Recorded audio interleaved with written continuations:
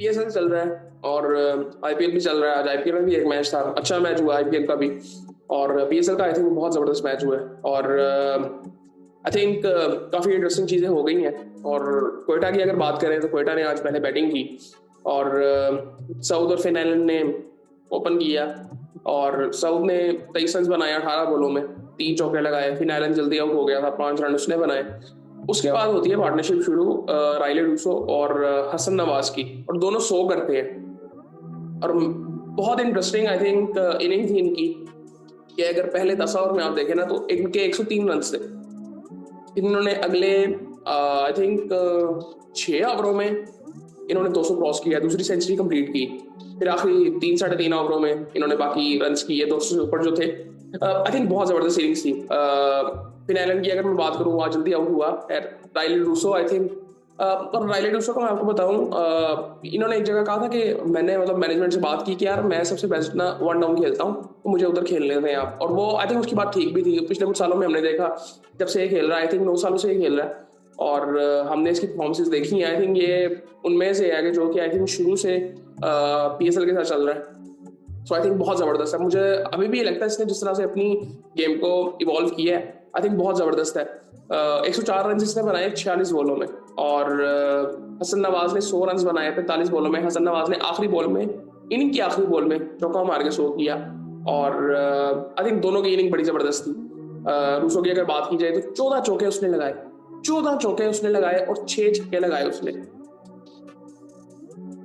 और उसके बाद हसन नवाज की अगर बात करें तो उसका 100 उसी तरह का था, 45 बॉलों में 100, 9 छक्के उसने लगाए और 4 चौके लगाए उसने।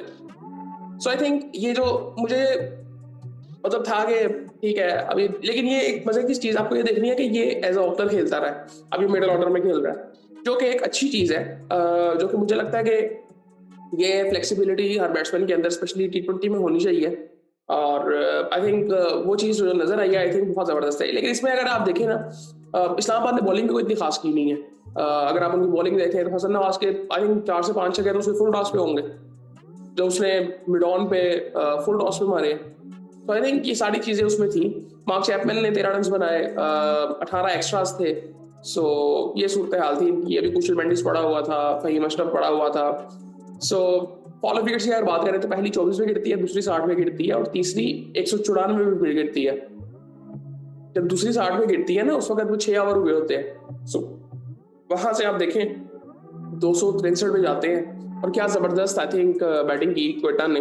और क्वेटा ने जिस तरह से आई थिंक कह सकते हैं कि पटरी पकड़ी है ना जीतने की, इसी तरह से इनके ऑपोजिट है बिल्कुल इस्लामाबाद। सो आई थिंक इस्लामाबाद अजीब सी टीम लग रही है, ऐसे अनसेटल टीम लग रही है इस वक्त। जो हम शुरू में बात कर भी रहे थे ना कि इनके पास चॉइसेस इतनी ज्यादा नहीं है, मुझे लगता है कि इन्होंने ना अपने जो मेन मैचेस खेलने के बाद ना इन्होंने जो चेंजेस किए हैं ना, वो उनकी टीम इस वक्त डिस्टर्ब हो चुकी है।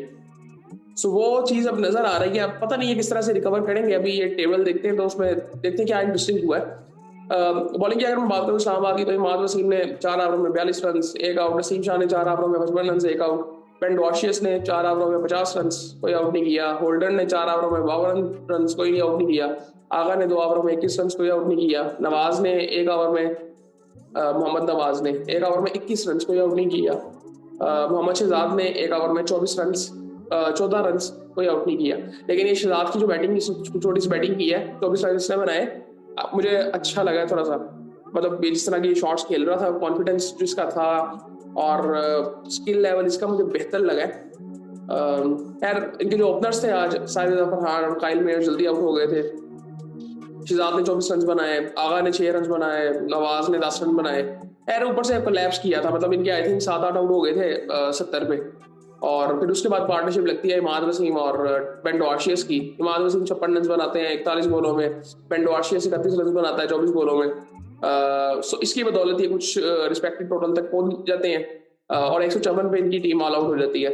इनकी फॉलो विकेट्स की अगर मैं बात करूं तो पहली विकेट 1 पे, दूसरी 2 पे, तीसरी 19 पे, चौथी जो है वो 33 पे, पांचवी 43 पे, छठी 53 पे, सातवीं 58 पे, आठवीं 68 पे, नौवीं 123 पे। मतलब 123 पे भी 9 आउट थे। और उसके बाद 10वीं विकेट फिर 154 पे गिरती है। सो ये सूरत हाल इनकी थी। और उसके बाद बॉलिंग की अगर मैं बात करूँ तो आमिर ने 2 ओवरों में 6 रन देके 3 आउट किया। मतलब ये कोलैप्स एक तरह का कर गए थे। और फील्डिंग आई थिंक बड़ी जबरदस्त थी कोयटा की। पूरम शहजाद ने 4 ओवरों में 41 रन देके 1 आउट किया। मोहम्मद वसीम ने तकरीबन 4 ओवर कर लिए, 3 बुलेट आ गई थी। 28 रन देके 2 आउट किए। अबरार अहमद ने 4 ओवरों में 17 रन देके 2 आउट किए। फहीम अशरफ ने 4 ओवरों में 40 रन देके 1 आउट किया। हसन नवाज ने 1 ओवर में 11 रन दिए और कोई आउट नहीं किया। सऊद शकील ने 1 ओवर किया और 1 आउट किया 9 रन देके। सो ये सूरत हाल थी। और टेबल की तरफ अगर हम जाएं अब तो टेबल इस वक्त काफी इंटरेस्टिंग आई थिंक। कोयटा इस वक्त 13 पॉइंट्स के साथ टॉप पे है और इनका भी एक मैच पड़ा हुआ है। और इस्लामाबाद की अगर बात करें, इस्लामाबाद ने भी 9 मैचेस खेल लिए हैं। तो इस्लामाबाद को आखिरी मैच जितना बड़ा इंपॉर्टेंट हो जाएगा, वरना उनके लिए मुश्किल हो सकती है। वो कैसे हो सकती है? अगर तो इस्लामाबाद अपना आखिरी मैच नहीं जीता तो उसके लिए इंपॉर्टेंट ये है कि लाहौर अपना आखिरी मैच हारा हो। क्योंकि अगर लाहौर जीता तो उसके 11 पॉइंट हो जाएंगे और इस्लामाबाद भी अगर हार जाता है तो फिर 1 पॉइंट से लाहौर आगे चला जाएगा। और इस वक्त पिशावर की अगर बात करें तो पिशावर के अभी 2 मैचेस पड़े हैं। अगर वो दोनों जीत जाते हैं फिर तो बड़े आराम से वो आगे चले जाएंगे। लेकिन अगर वो नहीं, एक मैच हार जाते हैं, सो फिर एक चीज ये हो सकती है कि वो रन रेट में बात आ सकती है। एक जीतते हैं, एक हारते हैं। मे बी इस्लामाबाद के साथ अगर वो हारते हैं, काफी इंटरेस्टिंग हो गया हुआ है। आई थिंक यहाँ पे अगर मुल्तान को देखें, मुल्तान ने यार बहुत ही बुरी क्रिकेट खेली है। मैं वही बात कर रहा था कि इस्लामाबाद और लाहौर को आप अगर देखें, मैं शुरू में बात कर रहा था कि मुझे वीकेस्ट टीमें लगती हैं टूर्नामेंट की। सो वो चीज़ अब हमें नजर आ रही है। कोयटा की अगर बात करें, जिस तरह से सेटल हुए हैं, सो आई थिंक बहुत जबरदस्त है। इवन कराची की अगर बात करें, कराची भी आई थिंक बहुत बेहतर है। पेशावर आस्ता आस्ता हो रहा है सेटल। सो ये सारी चीजें आई थिंक हैं।